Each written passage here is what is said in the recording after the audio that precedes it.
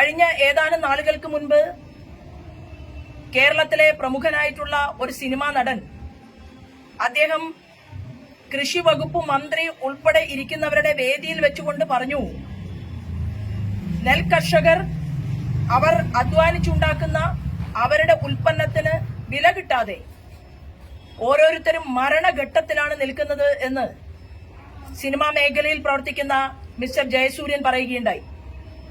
അതിന് ഉടൻ തന്നെ കേരളത്തിന്റെ കൃഷി വകുപ്പ് മന്ത്രി മറുപടി കൊടുത്തു. അദ്ദേഹം പറഞ്ഞു, ഞങ്ങൾ നല്ല രീതിയിലാണ് കർഷകരെ സംരക്ഷിക്കുന്നത്, ഞങ്ങൾ നല്ല രീതിയിലാണ് കർഷകർക്ക് ആവശ്യമായിട്ടുള്ള സംവിധാനങ്ങളെല്ലാം ഒരുക്കി കൊടുക്കുന്നത് എന്നാണ് അദ്ദേഹം പറഞ്ഞത്. അതിനെക്കുറിച്ച് ഒരുപാട് വാദപ്രതിവാദങ്ങളെല്ലാം കേരളത്തിന്റെ മണ്ണിൽ നടന്നു കഴിഞ്ഞു. കർഷകർക്ക് പാടത്ത് വിത്തിറക്കണമെങ്കിൽ പാടം ഉഴുതുമറിക്കാനും അവിടെ വെള്ളം വേണം, വളം വേണം, നല്ല ഇനം വിത്ത് വേണം, ഈ സാഹചര്യങ്ങളെല്ലാം വേണം. പക്ഷെ ചില രാഷ്ട്രീയക്കാർക്ക് കേരളത്തിൽ കൃഷി നടത്താൻ ഇതൊന്നും വേണ്ട. കേരളത്തിന്റെ മുഖ്യമന്ത്രി ഹൈടെക് കൃഷിക്കാരനാണ്. കേരളത്തിന്റെ പ്രതിപക്ഷ നേതാക്കൾ വരെ ഹൈടെക് അല്ലെങ്കിലും മര്യാദയ്ക്കുള്ള ചില കൃഷിയൊക്കെ ഇവിടെ ഇറക്കുന്നുണ്ട് എന്നുള്ളത് കരിമണൽ കർത്തയുടെ ഡയറിയിൽ നിന്ന് നമ്മൾ മനസ്സിലാക്കിയതാണ്. ഇപ്പൊ വെള്ളമില്ലാതെ, വളമില്ലാതെ, ഒരു വിത്തുമില്ലാതെ ഈ കേരളത്തിന്റെ മുഖ്യമന്ത്രിക്കും അതുപോലെ തന്നെ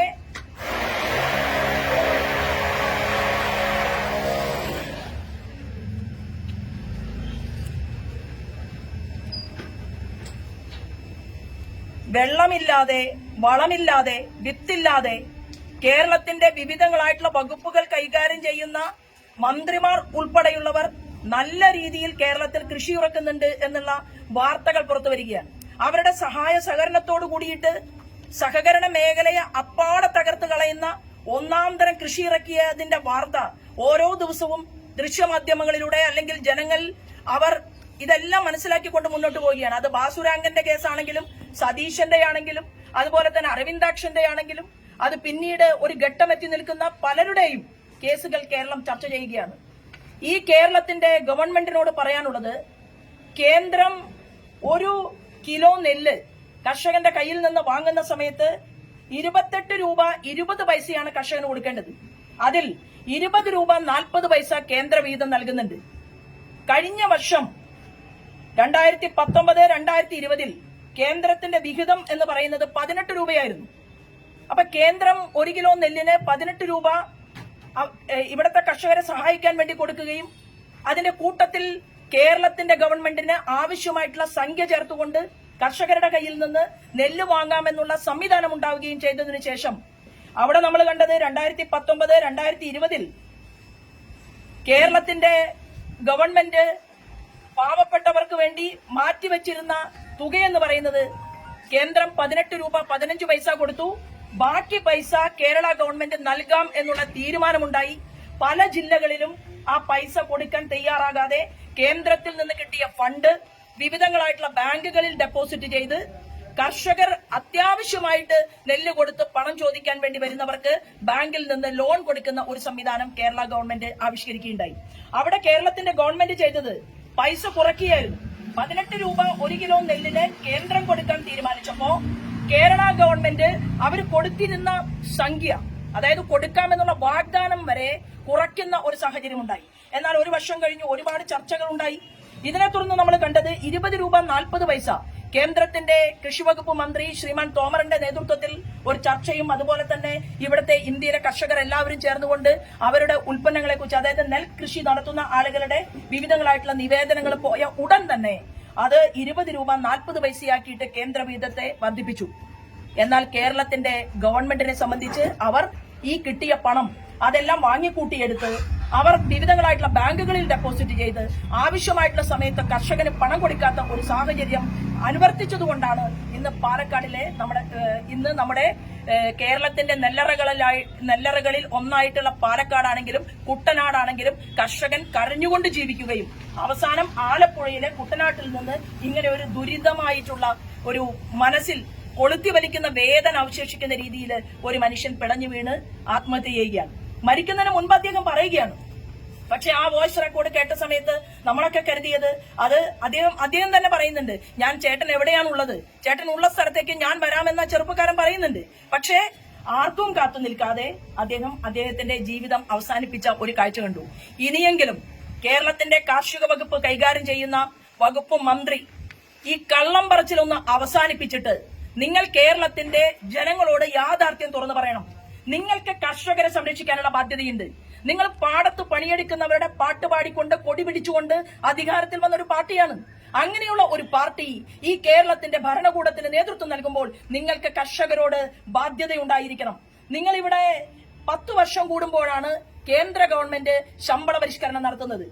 10 വർഷം കൂടുമ്പോൾ കേന്ദ്രം ശമ്പള പരിഷ്കരണം നടത്തുമ്പോൾ നിങ്ങൾ എന്തിനാണ് ഈ കേരള ഗവൺമെന്റ് ധനകാര്യ വകുപ്പ് എങ്ങനെ ഭംഗിയായിട്ട് കൈകാര്യം ചെയ്യണമെന്ന് പഠിച്ച് പരിശോധിച്ച് അത് BJPയോ കോൺഗ്രസോ മാർക്സിസ്റ്റ് പാർട്ടിയോ ആരോ ഭരണത്തിലിരിക്കട്ടെ എങ്ങനെ ഒരു സംസ്ഥാനത്തിന്റെ ധനകാര്യസ്ഥിതിയെ നല്ല രീതിയിൽ മുന്നോട്ട് കൊണ്ടുപോകണമെന്ന് പറയാനറിയാവുന്ന ധനകാര്യ വകുപ്പ് കൈകാര്യം ചെയ്യുന്ന ഉന്നതന്മാർ കേരളത്തിന്റെ മാറി മാറി വരുന്ന മുഖ്യമന്ത്രിമാരോട് പറഞ്ഞില്ലേ, നിങ്ങൾ ഈ കേന്ദ്രത്തിനെ കണ്ടുപിടിക്കുക.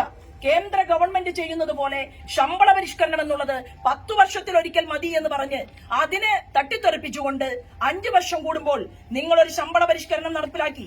എത്ര പണമാണ് നിങ്ങൾ കടം വാങ്ങിയത്?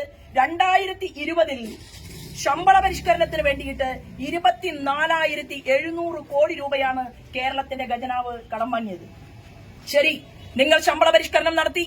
ആ ശമ്പള പരിഷ്കരണം നടത്തിയിട്ട് 76,000 രൂപ ഇത് കേൾക്കുന്ന ശമ്പളം വാങ്ങുന്ന പെൻഷൻ വാങ്ങുന്ന ആളുകൾക്ക് ഒരുപക്ഷെ വ്യക്തിപരമായിട്ട് ഞാൻ എന്ന് പറയുന്ന രാഷ്ട്രീയ നേതാവിനോട് ഒരൽപ്പം ദേഷ്യമുണ്ടായാലും ഒരു കുഴപ്പവുമില്ല എന്ന് കരുതിക്കൊണ്ടാണ് അവർ ഉൾപ്പെടെ കേൾക്കാൻ വേണ്ടിയിട്ട് പറയുന്നത്. 76,000 രൂപ ശമ്പളം വാങ്ങുന്ന വ്യക്തിക്കും കിട്ടി നേന്ത്രക്കൊല വാങ്ങാനായിട്ട് 1,000 രൂപ കേരള ഗവൺമെന്റിന്റെ. കഴിഞ്ഞ തവണ കിട്ടിയില്ലേ ചിങ്ങമാസത്തില്? ഈ 1,000 രൂപ കേരളത്തിന്റെ ഗവൺമെന്റ് 76,000 രൂപ ശമ്പളം വാങ്ങുന്ന വ്യക്തിക്ക് കൊടുക്കുമ്പോ ഇവിടെ സാമൂഹ്യക്ഷേമ പെൻഷൻ എന്ന് പറയുന്നത് 1,600 രൂപ മാത്രമാണ്. അത്രയധികം നിങ്ങൾക്ക് സാധാരണക്കാരനോട് സ്നേഹമുണ്ടായിരുന്നുവെങ്കിൽ നിങ്ങൾക്ക് സാമൂഹ്യക്ഷേമ പെൻഷൻ അത് നിങ്ങൾക്ക് കുറച്ച് വർദ്ധിപ്പിച്ചു കൊടുത്താൽ, അതിനുവേണ്ടിയാണ് നിങ്ങൾ കടം കൂടുതൽ വാങ്ങിയിരുന്നതെങ്കിൽ കേരളത്തിലെ ജനങ്ങൾക്ക് ഇന്ന് ഈ ദുരന്തത്തെക്കുറിച്ച് കേൾക്കേണ്ട സാഹചര്യം ഉണ്ടാകില്ല. എന്തുകൊണ്ട് നിങ്ങൾക്ക് കാർഷിക മേഖലയിൽ പണിയെടുക്കുന്നവർക്ക് പെൻഷൻ കൊടുത്തുകൂടാ? ആ പെൻഷൻ കൊടുക്കാൻ വേണ്ടിയിട്ട് നിങ്ങൾ ഒരു 6,000 രൂപയോ 7,000 രൂപയോ പാടത്ത് പണിയെടുക്കുന്ന അത്യധ്വാനം ചെയ്യുന്ന 10 കൊല്ലവും 15 കൊല്ലവും 20 കൊല്ലവും ഈ പണി ചെയ്തുകൊണ്ട് മുന്നോട്ട് പോകുന്നവർക്ക് എന്തേ നിങ്ങൾക്ക് കുറച്ച് പണം കൊടുത്തുകൂടാ? സാമൂഹ്യക്ഷേമ പെൻഷനിൽ ഉൾപ്പെടുത്തിക്കൊണ്ട് കർഷകർക്ക് വേണ്ടിയിട്ട് നിങ്ങൾ ചെയ്യുന്നില്ലല്ലോ. കൂനിക്കൂടി പകലന്തിയോളം പണിയെടുത്തിട്ട് 10-20 കൊല്ലം കഴിഞ്ഞ് വാർദ്ധക്യത്തിന്റെ എല്ലാ അരിഷ്ടതകളും അനുഭവിച്ചുകൊണ്ട് വരാന്തയിലിരിക്കുന്ന പാവപ്പെട്ട കർഷകനെ നിങ്ങൾ തിരസ്കരിക്കുകയാണ്. നിങ്ങൾ ശമ്പള വർധനവ് നടത്തിക്കൊണ്ട് തെരഞ്ഞെടുപ്പിന് തൊട്ടു മുൻപ് കേരളത്തിന്റെ മുഖ്യമന്ത്രി പിണറായി വിജയൻ 24,700 കോടി രൂപ കടം വാങ്ങുമ്പോ ശമ്പള പരിഷ്കരണം നടത്തുമ്പോ അന്ന് ഇവിടുത്തെ എക്കണോമിസ്റ്റുകൾ പറഞ്ഞു ഒരു വലിയ പടുകുഴിയിലേക്കാണ് കേരളത്തിന്റെ സാമ്പത്തിക മാന്ദ്യം മുന്നോട്ട് പോകുന്നത്. നിങ്ങൾ കേട്ടില്ലല്ലോ, നിങ്ങൾ മനസ്സിലാക്കിയില്ലല്ലോ. നിങ്ങൾ ഇങ്ങനെ ഒരു ഭാഗത്ത് ദൂർത്തടിച്ചുകൊണ്ട് കേരളീയം നടത്തിയപ്പോ സത്യസന്ധമായി പറഞ്ഞാൽ ഈ കേരളത്തിന്റെ മുഖ്യമന്ത്രിയുടെ മുഖം കണ്ടാൽ ആളുകൾക്ക് വെറുപ്പാണ്. 7ാം ക്ലാസ്സിൽ പഠിക്കുന്ന ഒരു കുട്ടി, നിങ്ങൾ ആലോചിച്ച് നോക്കൂ, ഒരു മുത്തശ്ശനെ പോലെയോ അല്ലെങ്കിൽ ഒരു അപ്പൂപ്പനെ പോലെ പിണറായി വിജയനെ കണ്ട് നമ്മുടെ മുഖ്യമന്ത്രി എന്തൊരു ചന്തമാണ് എന്ന് പറയേണ്ടതിന് പകരം 7ാം ക്ലാസ്സിൽ പഠിക്കുന്ന കുട്ടി പറയുകയാണ് ഈ മുഖ്യമന്ത്രിയെ തട്ടിക്കളയണമെന്ന് പറഞ്ഞ് പോലീസ് സ്റ്റേഷനിലേക്ക് ഫോൺ വിളിക്കുന്ന സാഹചര്യമല്ലേ കേരളത്തിൽ നിലനിൽക്കുന്നത്? ഈ മനുഷ്യന്റെ മുഖം കണ്ടാൽ ജനങ്ങളുടെ പ്രതിഷേധത്തെ മാറ്റിവെക്കാൻ വേണ്ടിയിട്ടാണ് സുന്ദരനും കോമളാംഗനുമായിട്ടുള്ള ശ്രീമാൻ മമ്മൂട്ടിയെ മറുഭാഗത്ത് നിർത്തി, മോഹൻലാലിനെ തൊട്ടപ്പുറത്ത് നിർത്തി, ശോഭനയെ തൊട്ടടുത്ത് നിർത്തി, കമലഹാസനെ അങ്ങനെ തമിഴ്നാട്ടിൽ നിന്ന് ക്ഷണിച്ചു കൊണ്ടുവന്നു. 27 കോടി രൂപ ചിലവഴിച്ചുകൊണ്ട് ഈ കേരളീയ മാമാങ്കം നടത്തി. ആർക്കു വേണ്ടിയാണ് മുഖ്യമന്ത്രി? ഇവിടത്തെ കുടുംബശ്രീയിൽ പ്രവർത്തിക്കുന്ന സ്ത്രീകൾ ജനങ്ങൾക്ക് കുറഞ്ഞ ചിലവിൽ ഭക്ഷണം കൊടുത്തതിന്റെ പേരിൽ അവർക്ക് കിട്ടാനുള്ള കിട്ടാക്കടം ചോദിക്കാൻ വേണ്ടിയിട്ട് തിരുവനന്തപുരത്ത് വന്ന് അവർ സമരം നടത്തിയില്ലേ? എന്താ തീരുമാനം? കൊടുക്കാൻ നിങ്ങളുടെ കയ്യിൽ പണമുണ്ടോ? അതോ നിങ്ങൾ അതിനെക്കുറിച്ച് ചിന്തിക്കുന്നുണ്ടോ? അപ്പൊ ഇന്ന് കേരളം നമ്മൾ കാണുന്നത് കേരളത്തിലെ കാർഷിക മേഖലയാണെങ്കിലും ഇവിടത്തെ പാവപ്പെട്ടവരാണെങ്കിലും ആശ്രയമില്ലാത്തവരാണെങ്കിലും അവർ കൂടുതൽ പടുകുഴിയിലേക്ക് പോയിക്കൊണ്ടിരിക്കുന്ന ഒരു കാഴ്ചയാണ്. കേരളത്തിന്റെ പൊതുസമൂഹത്തിന്റെ മുന്നിൽ കേരളത്തിന്റെ കാർഷിക വകുപ്പ് മന്ത്രി മാപ്പ് പറയാൻ തയ്യാറാകുകയും കൂടാതെ കേരളത്തിന്റെ കാർഷിക മേഖലയിൽ പണിയെടുക്കുന്ന, പാടത്ത് പണിയെടുക്കുന്ന സാധാരണക്കാരനോടൊപ്പം ചേർന്ന് നിന്നുകൊണ്ട് അവരെ ഉന്നതിയിലേക്ക് കൊണ്ടുവരാനുള്ള ക്രിയാത്മകമായിട്ടുള്ള നടപടിക്രമങ്ങൾക്ക് ഈ ഗവൺമെന്റ് തയ്യാറാകണം. പാലക്കാട് കുട്ടനാട് നടന്നിട്ടുള്ളത് എന്താണ്? ആത്മഹത്യയല്ല, അത് കൊലപാതകമാണ്. ഇവിടത്തെ കൃഷി വകുപ്പ് മന്ത്രിയുടെ കെടുകാര്യസ്ഥത കൊണ്ട് എത്രയോ നാളുകൾ ചർച്ച ചെയ്തതിനു ശേഷവും നിങ്ങൾ പരിഹാരം കാണാത്തത് കൊണ്ടാണ് ആ പാവപ്പെട്ട കർഷകന് അവിടെ ഇന്ന് ആത്മഹത്യയിൽ അഭയം തേടേണ്ടി വന്നതെങ്കിൽ ഇത്തരത്തിലുള്ള നിരവധി സംഭവങ്ങൾ ഈ സമൂഹത്തിൽ ആവർത്തിച്ചുകൊണ്ടിരിക്കുകയാണ്. അതുകൊണ്ട് തന്നെ ഇവിടുത്തെ കാർഷിക മേഖലയോടുള്ള നയത്തെക്കുറിച്ച് അടിയന്തരമായി കേരളത്തിന്റെ വകുപ്പ് മന്ത്രി പറയണം. ഞങ്ങൾ കേന്ദ്രത്തിന്റെ വകുപ്പ് മന്ത്രിയുമായിട്ട് സംസാരിച്ചു. കാർഷിക വകുപ്പ് മന്ത്രി, ക്യാബിനറ്റ് മിനിസ്റ്റർ അദ്ദേഹവുമായിട്ട്, തോമറുമായിട്ട് സംസാരിക്കാൻ അവസരം കിട്ടിയിട്ടുണ്ട്. സഹവകുപ്പ് മന്ത്രിയായിട്ടുള്ള ശോഭ കരന്തലാജിയുമായിട്ട് സംസാരിക്കാൻ അവസരം കിട്ടി. എന്താ കുറെ നാളുകളായിട്ട് നിങ്ങൾ പറഞ്ഞുകൊണ്ടിരുന്നത്? കേന്ദ്രത്തിൽ നിന്ന് കിട്ടാൻ ബാക്കിയുണ്ടെന്നല്ലേ?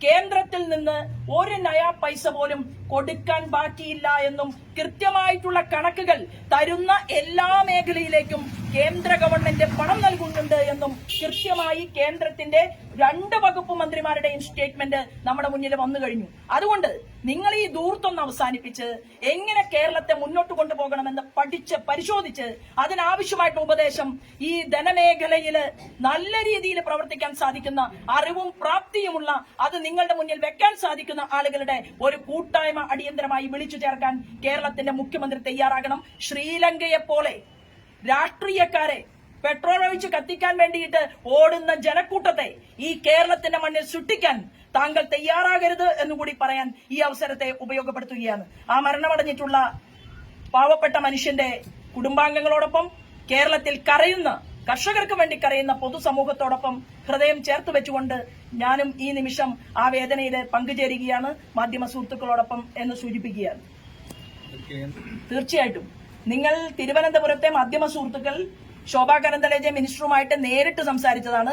അവരതിന്റെ കൃത്യമായിട്ടുള്ള കാര്യങ്ങളെല്ലാം തന്നെ പറയുകയുണ്ടായി. മാത്രവുമല്ല, ഈ കിട്ടിയ പണത്തിൽ നിന്ന് തന്നെ ആ പണം വിവിധങ്ങളായിട്ടുള്ള ബാങ്കുകളിൽ ഡെപ്പോസിറ്റ് ചെയ്തിരിക്കുന്നു. കിസാൻ സമ്മാൻ നിധി പദ്ധതി പ്രകാരം 2000 രൂപ കർഷകർക്ക് കൊടുക്കാം എന്ന് തീരുമാനിച്ചാൽ ആ 2000 രൂപ കർഷകരുടെ അക്കൗണ്ടിലേക്ക് ഇടാമല്ലോ.